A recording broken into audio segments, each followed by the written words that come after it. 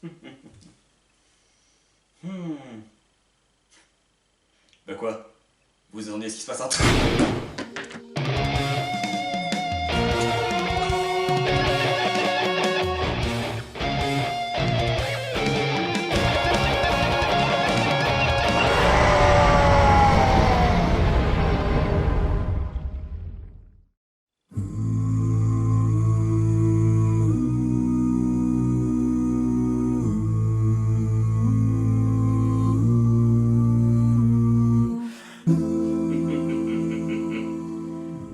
Bonjour à toutes et à tous. Aujourd'hui, c'est moi qui prends les commandes.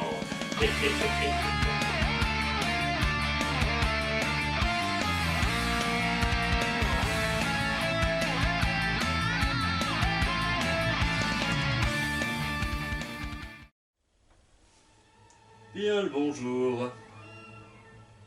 Comme vous pouvez le constater, le Nairod que vous connaissez et faites semblant d'aimer a temporairement rendu l'âme le temps d'une fête.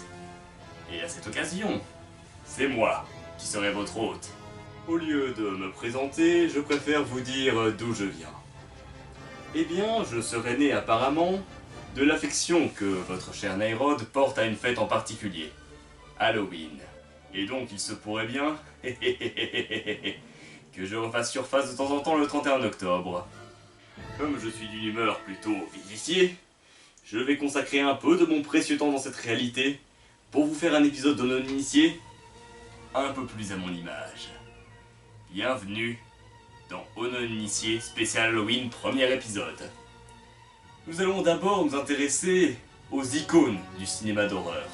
Avant de vous parler des monstres et créatures surnaturelles qui nous ont fait frémir sur le grand écran, je vais aborder l'humanité sous son pire visage. Bienvenue dans la partie dédiée aux tueurs psychopathes. Allez, plus vite que ça, j'ai pas toute la journée.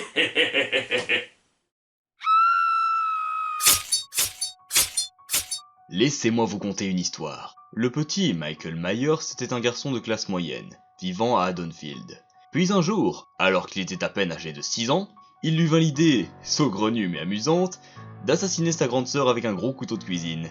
Et ce, le soir d'Halloween. Évidemment, les parents n'ont pas trouvé cette plaisanterie très drôle, et comme tout adulte ennuyeux, ils internèrent leur fils dans un hôpital spécialisé.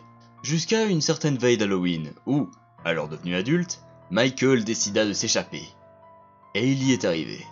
Il reprit alors la route vers sa ville natale, en volant un vieux masque d'Halloween et un gros couteau, avec pour but de faire un petit coucou ensanglanté aux membres de sa famille et aux jeunes filles d'Haddonfield. Michael Myers est le tueur de la saga Halloween, lancé par John Carpenter en 78, dont le premier volet est le film qui a réellement posé les bases d'un sous-genre du cinéma d'horreur appelé le slasher movie. Qui consiste à mettre en scène un tueur assassinant une série de personnes une par une dans un lieu précis. Michael Myers a perdu toute trace d'humanité, au point que même son psychiatre l'appellera la créature, et n'aura de cesse de dire au monde entier qu'il est le mal incarné. Il ne parle pas, et n'affichera jamais de réelle émotion. Tout ce qui émanera de lui est le bruit de sa respiration, et il ne ressentira jamais le besoin de courir après ses victimes, préférant les laisser tenter de lui échapper, jusqu'à ce qu'elles se retrouvent coincées ou essoufflées. Et se débarrasser de lui ne sera pas de toute aise. Le bougre fait bien 2 mètres de haut et est de nature robuste. On ne verra jamais son vrai visage. Le seul véritable visage qu'il est ce vieux masque de Jim Kirk. Michael n'est plus qu'un fantôme de lui-même. Une force destructrice qu'on ne peut contenir ou détruire. Car on peut tuer un homme, mais pas le mal incarné.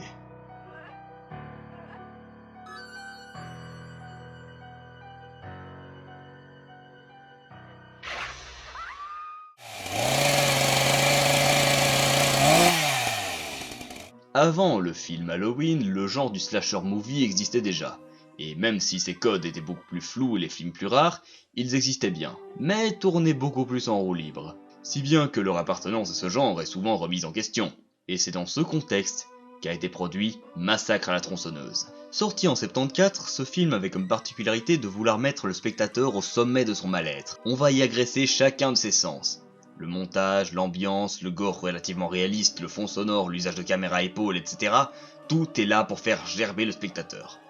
Et le tueur de ce film en est la parfaite incarnation.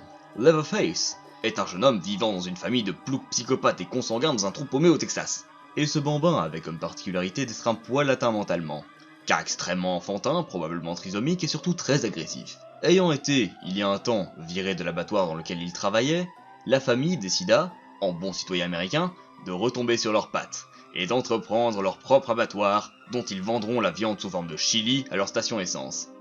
À la différence près que leur bétail sera humain. Ça c'est du capitalisme comme je l'aime. Le jeune Leatherface joue un rôle clé dans cet abattoir, car il en est le chasseur, le boucher et le taxidermiste. Il tue des touristes, ou des étrangers qui ont le malheur de croiser sa route, de façon diverses et variées, usant marteau, crochet à viande ou réfrigérateur. Mais son arme favorite n'est autre qu'une tronçonneuse.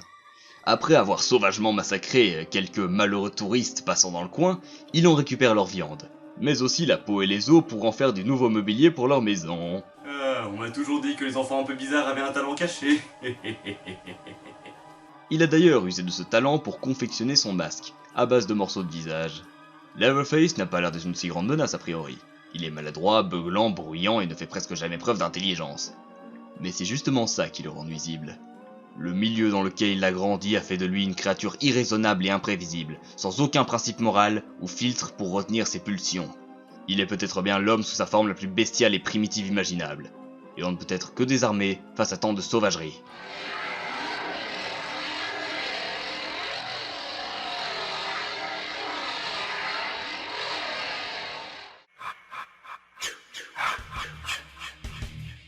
Ouh, je l'aime bien celui-là.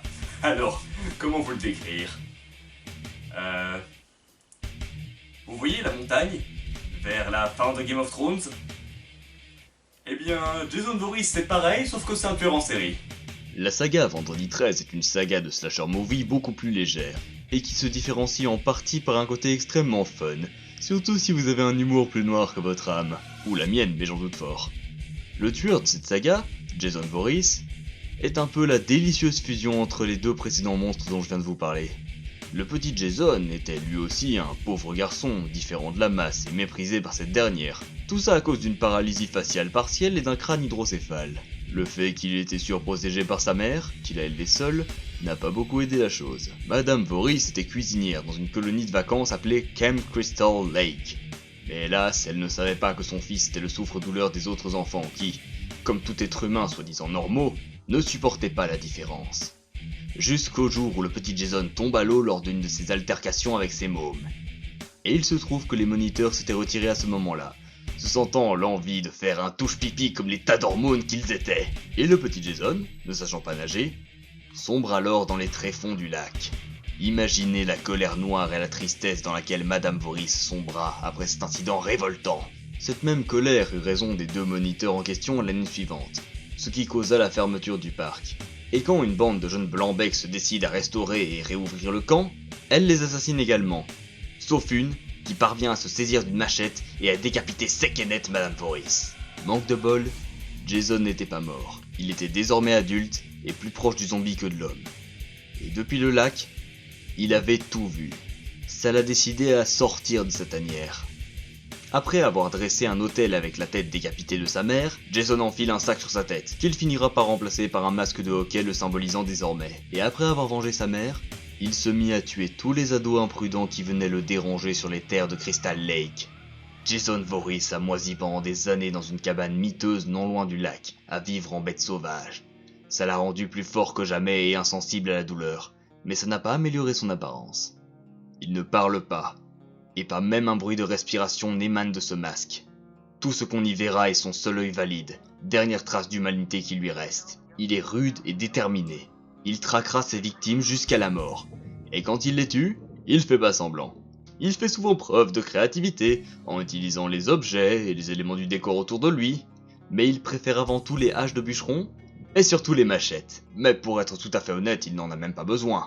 Il est parfaitement apte à écraser ou arracher votre crâne à main nue, ou vous briser la nuque. À 180 degrés. Ah, je vous avais dit que je l'adorais celui-là. Mais le plus impressionnant et cocasse à propos de Jason est son increvabilité. Vous pouvez le mettre en feu, le percer de toutes parts, lui mettre une hache dans la tête ou une machette dans la gueule, il s'en sortira. Jason Voorhees est un mort-vivant né du rejet, de l'abandon, de l'irresponsabilité au profit de la luxure et de la folie dont peut faire preuve la race humaine. Et c'est désormais plus proche du mort-vivant que de l'homme, que cette montagne de muscles increvables vient désormais pour détruire tous ceux qui viendront le réveiller dans son profond sommeil.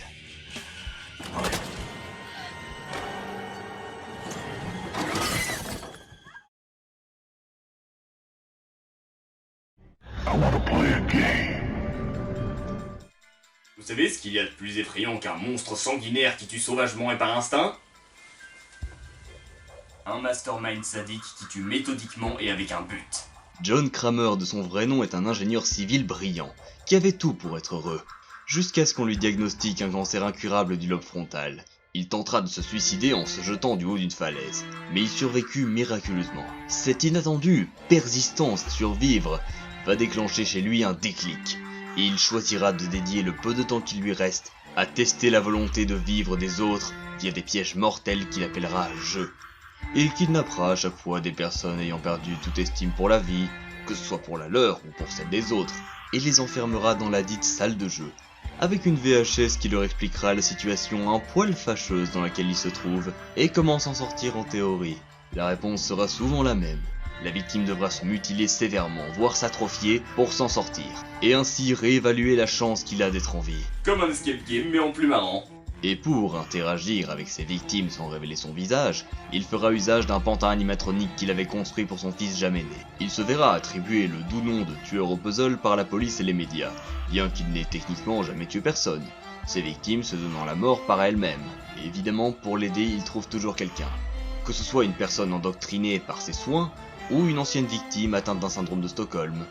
Mais parfois ce sera juste une autre victime qui l'aura empoisonné et qu'il fait chanter comme un rossignol en échange de l'antidote. Ne sous-estimez jamais Jigsaw. Son sens de l'anticipation et sa précision dans les pièges a sûrement déjà calculé toutes les possibilités de tricherie. Et croyez-moi qu'il a un moyen de réprimander chaque tentative de ne pas respecter les règles de son jeu très sévèrement. Quoi qu'il arrive, tout se terminera dans un bain de sang. Le seul choix qui vous est laissé, c'est: est-ce que vous allez vivre? Ça n'est pour lui qu'une question de volonté. Et n'oubliez pas que vous n'en seriez pas là si vous étiez un peu plus gratifiant du fait d'être en vie, ou que vous n'aviez pas gâché celle des autres par vos crimes et vos péchés. Et puis c'est clair que pour vous, c'est un fléau d'être en vie, hein? C'est pas comme si vous saviez par exemple ce que ça fait d'être coincé dans le coin de sa famille un connard 364 jours par an!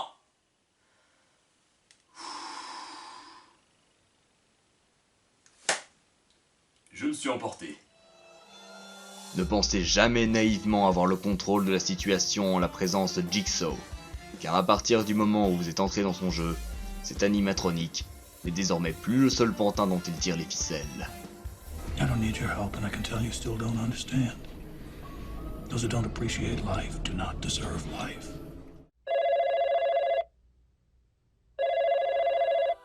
Dans quelle mesure les films d'horreur, et principalement les slasher movies dont je parlais tantôt, ont impacté notre façon de regarder ces films et notre mode de consommation au sens large?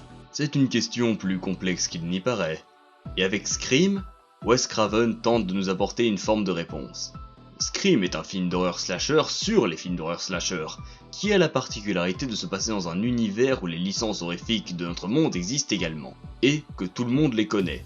Le film joue donc constamment sur les codes de ces films, ce que les personnages en connaissent, et les attentes du spectateur, pour pouvoir se permettre de les énumérer régulièrement, mais surtout de constamment jouer avec, notamment en les brisant à des moments clés pour surprendre le spectateur. En gros, c'est exactement le genre de film qu'il faut aller voir avec ton pote relou qui arrête pas d'essayer de deviner ce qui va se passer ensuite, juste pour pouvoir lui fermer sa gueule. Mais que devient... Même si bon, à ce prix-là, autant lui mettre une hache dans la tête, hein, ça sera beaucoup moins long et surtout ça t'économisera une place de cinoche.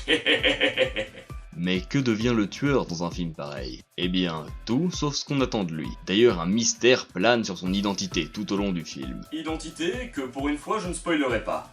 J'estime qu'il est préférable de voir le film sans la connaître afin de comprendre par où Wes Craven faire passer votre réflexion. Je me contenterai donc principalement de parler de Ghostface, le tueur du film, en tant qu'identité physique et psychique.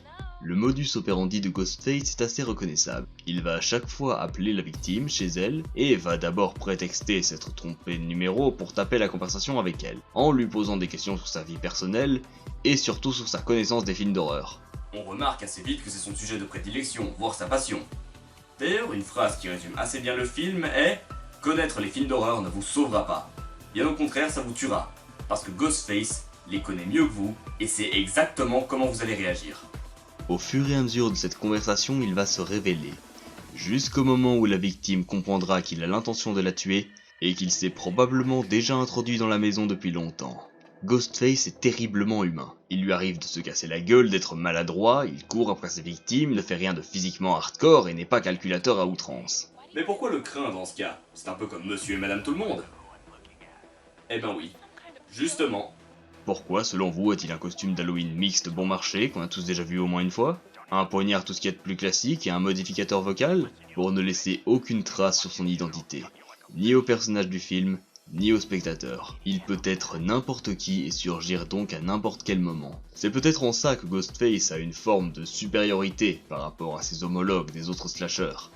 Il sait parfaitement comment il fonctionne, et a basé son comportement sur le leur, mais surtout sur la réaction des victimes. C'est celui qui a été instruit par les plus grandes icônes du cinéma d'horreur, mais aussi par ses plus fidèles spectateurs. Si bien qu'à force de flouter les barrières de la fiction, il a pu rejoindre le rang de ses idoles.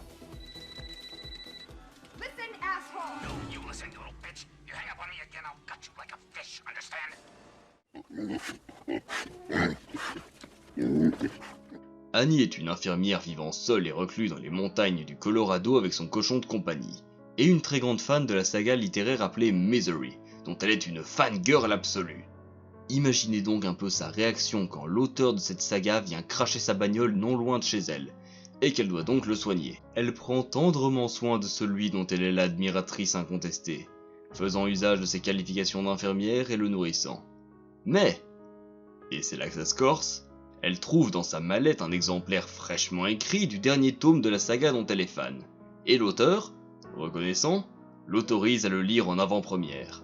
Manque de bol, cet écrivain a choisi de tuer le personnage préféré d'Annie dans ce roman, et c'est à ce moment qu'il découvrira le vrai visage de sa sauveuse. Derrière les airs joyeux se terre une psychopathe brutale et sournoise hantée par une obsession malsaine pour les œuvres de fiction, surtout romantiques, et souffrant vraisemblablement de troubles schizoïdes, bipolaires, schizotypiques, Et d'autres mots alambiqués qui veulent juste dire qu'elle est complètement marteau.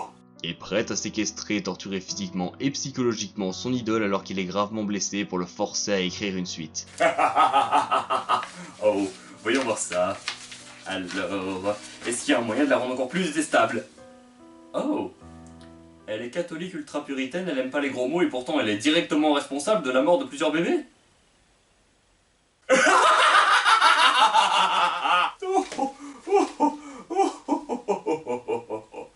Ah, il faudrait vraiment trouver un moyen de rester un petit peu plus longtemps qu'un jour par an. Annie Wilkes est un monstre de dépression et de bovarisme chez qui la notion de bien et de mal a été tordue et pervertie à jamais. Et plus aucun principe moral cohérent et sain ne la retiendra de vous faire du mal. I don't want her dead! I want her! And you murdered her! Attention, pour celui-ci je vais devoir allègrement spoiler le film Psychose d'Alfred Hitchcock. Donc, si vous n'avez pas vu ce film et que vous voulez le découvrir par vous-même, zappez à ce timecode. Maintenant voilà, pour pas connaître Psychose, faut le faire quoi. Norman Bates est le gérant d'un motel un peu paumé le long d'une autoroute, et qui vivrait apparemment avec sa mère dans une maison à côté de ce dernier. La mère de Norman serait plutôt du genre abusive, à surprotéger son enfant et à le tenir éloigné de toute relation avec une autre femme. Et qui plus est, elle serait frappée de crises d'hystérie assez effrayantes. Sauf que cette mère en question, Norman en parle beaucoup, mais elle ne se montre jamais. Ce qui devient assez cocasse quand elle commence à assassiner les jeunes filles pour qui Norman a ressenti un quelconque désir, dont une dans la fameuse scène de la douche que vous connaissez tous. Mais il s'avère plus tard que Madame Bates serait, comme qui dirait, clamsée et à 6 pieds sous terre, et ce depuis longtemps. Mais alors, qui a tué ces femmes? Ce mystère sera résolu à la fin du film. Il s'avère que cette mère a effectivement eu le même comportement vis-à-vis de Norman de son vivant, Sauf pour les meurtres, elle n'a jamais eu besoin de le faire. et qu'elle a vécu très longtemps avec son fils comme si le reste du monde n'existait pas. Puis un jour elle rencontra quelqu'un qui allait vite devenir son amant, et c'est là que les choses se sont corsées. On ne manipule ou ne frustre pas sexuellement son fils pendant des années, cultivant ainsi chez lui une forme de complexe d'Oedipe prolongé, sans en subir les conséquences un jour ou l'autre. Effectivement, le petit Norman a fait une grosse crise de jalousie et de haine, et assassine de colère les deux tourtereaux incognito. Mais il se trouve qu'à terme, ce meurtre n'a ironiquement fait qu'aggraver l'emprise que la madre avait sur son fils, si bien qu'il partit déterrer et empailler le cadavre de sa mère, et dans son obsession d'annuler son acte, il développe un parfait dédoublement de la personnalité. Tantôt il sera Norman Bates, tout timide, tout gentil, tout mignon, tantôt il deviendra sa propre mère, allant même jusqu'à changer de voix et se travestir. Un complexe d'Oedipe, un dédoublement de la personnalité, un interprète particulièrement efficace, une frustration sexuelle, un sourire et un regard aux petits oignons, le tout mis en scène par l'un des meilleurs réalisateurs de l'histoire d'Hollywood, qui fait ici une de ses performances les plus populaires, la formule parfaite et un peu plus pour rendre culte l'un des meilleurs psychopathes du cinéma. It's not as if she were a maniac, a raving thing. She just goes a little mad sometimes. We all go a little mad sometimes. Here's Johnny! Techniquement, il est vrai que Jack n'est pas le véritable antagoniste de Shining, ce rôle étant techniquement attribué à l'hôtel Overlook, hanté par multes esprits malveillants. Mais c'est Jack Torrance qui aura l'honneur d'être leur pantin. Jack est un ancien professeur reconverti en écrivain, mais il cherche avant tout un moyen de trouver un peu plus de tranquillité pour écrire dans de meilleures conditions. Et il se trouve qu'à l'hôtel Overlook, un poste de gardien s'est libéré. En quoi consiste-t-il ? Simplement à garder ce gigantesque hôtel de luxe pendant sa période de fermeture. Il y emménage donc avec sa femme et son fils pour l'hiver. Shining de Stanley Kubrick est un film qui joue énormément sur les perceptions extrasensorielles, sur la psychologie des personnages, sur son ambiance, mais surtout sur la sensation d'isolement et d'enfermement qui fait ressortir les pires facettes de nous-mêmes. Jack Torrance en est le parfait exemple, car au fur et à mesure que l'histoire avancera, Jack deviendra de plus en plus agressif, colérique et retombera peu à peu dans ses pires travers, en particulier l'alcool, allant jusqu'à devenir le monstre qui sommeille en lui depuis sans doute des années. Et malgré les scènes hallucinatoires d'ascenseurs ensanglantés, les cauchemars de la chambre 237, les fantômes des précédents locataires et tout le bordel paranormal qui sévit en cet hôtel, Jack Torrance restera sans nul doute le danger le plus concret du film. Chaque situation le concernant nous fera sentir le danger grandissant qu'il devient, et ce de pire en pire jusqu'à l'explosion totale de sa propre monstruosité refoulée dans le climax. Et quand ça arrive, les échappatoires sont désormais inexistants. Les sorties sont bloquées, et soyez-en sûrs, plus aucun mur et aucune porte ne retiendra la folie de Jack. You didn't let me finish my sentence. I said, I'm not gonna hurt you. I'm just gonna bash your brains in. I'm gonna bash them right the fuck in. Bon ok, pour celui-là j'ai un peu triché, j'avoue, parce que la licence dans laquelle il apparaît tient plus du thriller policier que de l'horrifique pur et dur. Mais justement, tout l'aspect horrifique de ces films vient uniquement de ce personnage, au point qu'il est devenu une icône du cinéma d'épouvante alors qu'il n'a jamais été présent dans aucun film d'horreur. On est à ce niveau d'excellence. Pour parler de lui, je vais surtout me concentrer sur Le Silence des Agneaux, car sa première apparition sur le grand écran est sûrement la meilleure. Cela étant dit, laissez-moi vous présenter le docteur Hannibal Lecter. Hannibal n'est même pas le méchant principal du film, puisqu'il aide l'héroïne à enquêter sur une affaire impliquant un psychopathe connu d'Hannibal, alors que celui-ci est interné. Et même s'il n'est pas le méchant principal et qu'il est enfermé, vous le craindrez plus que n'importe quoi d'autre dans ce film. C'est bien simple, il a tout pour lui. Déjà la façon dont il est filmé, cadré et éclairé est une vraie leçon de mise en scène, mais surtout la façon dont il est introduit au spectateur est parfaite, en prenant tout son temps. Mais surtout elle nous en révèle juste assez pour qu'on évalue la dangerosité du gars, en laissant le reste à la suggestion et au mystère pour laisser notre imagination faire le reste. Et une fois qu'on nous le dévoile, on voit qu'il a tout pour lui. Le docteur Lecter est d'apparence noble, éloquent, courtois, charismatique, cultivé et savant. Il fut d'ailleurs un psychiatre de renommée, mais c'est derrière les belles paroles que se cache le monstre le plus sanguinaire et dangereux de l'humanité. Un monstre interné pour multes meurtres et actes de cannibalisme, non sans un certain sens de l'esthétique, et usant constamment de ses capacités intellectuelles et psychiatriques pour analyser et manipuler ses interlocuteurs. Tout ça dans le but de pouvoir, à terme, savourer leurs chairs et organes. Il est une parfaite fusion entre le mastermind menant le monde entier à la baguette et le monstre anthropovore assoiffé de sang. Mais ce qui l'a rendu en partie si grandiose réside dans un élément, pour lequel on peut aussi bien féliciter Jonathan Demme que Anthony Hopkins. Et cet élément est son regard. À chaque croisement de regard, on voit qu'il lit en vous. Il cherche vos failles, décortique chaque aspect de votre personnalité dans l'optique de faire prochainement de même avec votre carcasse. Et il s'imagine déjà en train de se délecter de votre foie avec des fèves au beurre. Et un excellent Chianti. Sympathique liste, n'est-ce pas? Bien sûr, il y a bien d'autres psychopathes qui mériteraient qu'on en parle, mais qui ne sont pas issus de films d'horreur. comme par exemple Anton Chigurh de No Country for Old Men, ou alors... Alex d'Orange Mécanique. C'est même pas vraiment un tueur à proprement parler, il s'adonne plutôt aux agressions physiques et sexuelles. En somme, un véritable prêtre de la décadence. Mais c'est beaucoup trop pour ce sujet. À vrai dire, mon temps de cette réalité est assez précieux. Donc, au lieu de faire le blabla habituel, je me contenterai de vous dire à l'année prochaine pour la deuxième partie de cette chronique. Enfin, si vous êtes toujours en vie.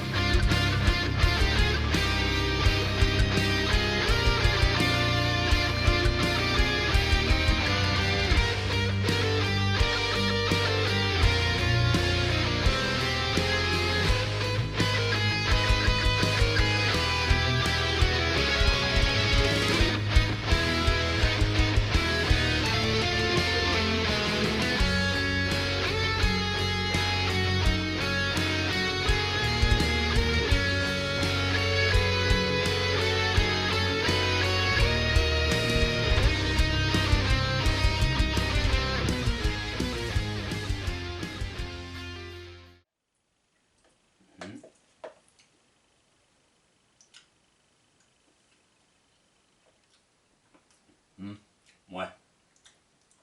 Ouais, je confirme, c'est meilleur avec de la viande humaine. Je plaisante.